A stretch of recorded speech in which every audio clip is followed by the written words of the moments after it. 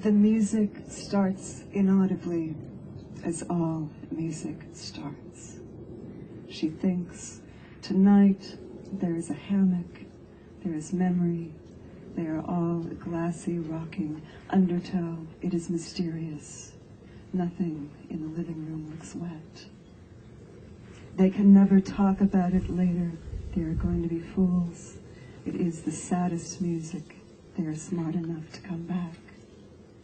It is an act of memory, done not with the mind, but with the body. With two bodies, they are black water under night. They are the sound the seashell makes, the ear it presses to. They are aqua, ultra, seaweed flying through like lace, like stray hair. They pull it back. There is a lie of whispers, but not here. The ocean is the grave of all tears. Tears are a memory of ocean. Elegy isn't even elegy, but something deeper. This is what they touch. It is the only music, but it is not really sad. They do not cry. They do not have to cry. They are the same wave. Later they cannot talk about it, say the wrong things, make promises they cannot keep or promise not to promise. Anything they say flattens into ribbons, curls away. It is this simple. Start by asking her about her day. Start by asking him about his day, and then begin. Listen with your fingers. The sea is dangerous, they say, but not if you're the sea. What they give each other they will never see in a mirror. They are clothed, it doesn't matter. From the depths of what they're doing, they are pausing, they look up. They did not know the ocean looked like this.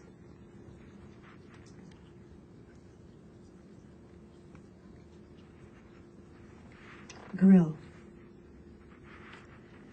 As if through glass, through windows, in a cafe, in the afternoon or early evening in June or November, month like a fetish of gray, a month of water hanging onto itself until it drizzles, a month of dulled light. He is seen for a moment, accidentally, between appointments, in the middle of errands, walking down steps, the cement steps, say, of an old bank.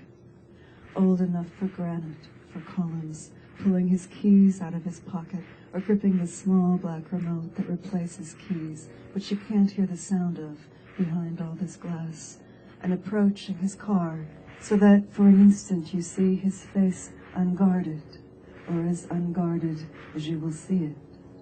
And you try to memorize it, but it's too fleeting, so that now only the back of his head and maybe the veins in his arms that you memorized before, the way his fingers go, his shirt.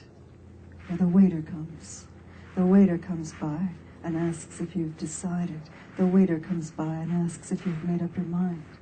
But this is the opposite of confession.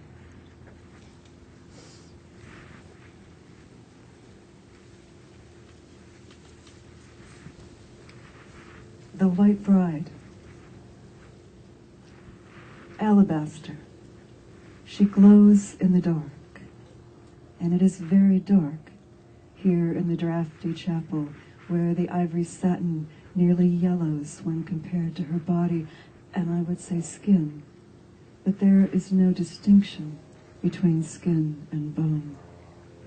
The veil surrounds her like an aura, like another source of light over the applique of chenille and beadwork embroidery.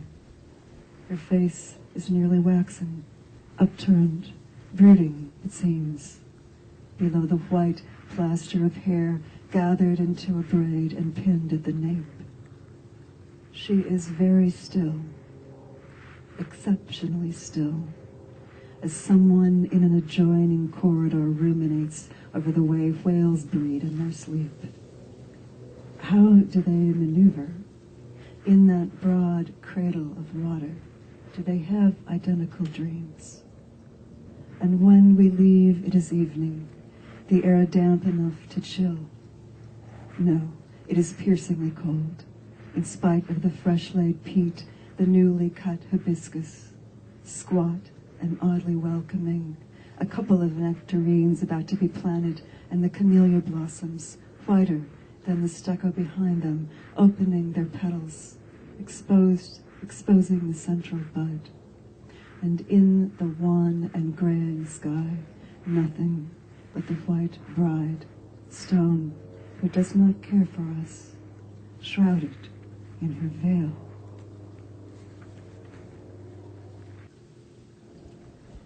The words are unimportant. The words do not exist. What is familiar is closer. The turned face, the hair flicked over the ear, is even smaller. The earlobe exposed, and the small whir of traffic, birds like whistles. It's dark enough to hear the clocks tick, the fan's motor. Inside, outside's small sounds, the small light of breathing, and the way movement slows. What is breathing? The cup, the body, what is still?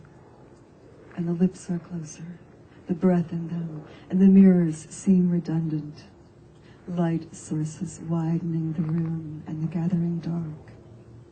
The long time we can look at each other and swallow and breathe and not go.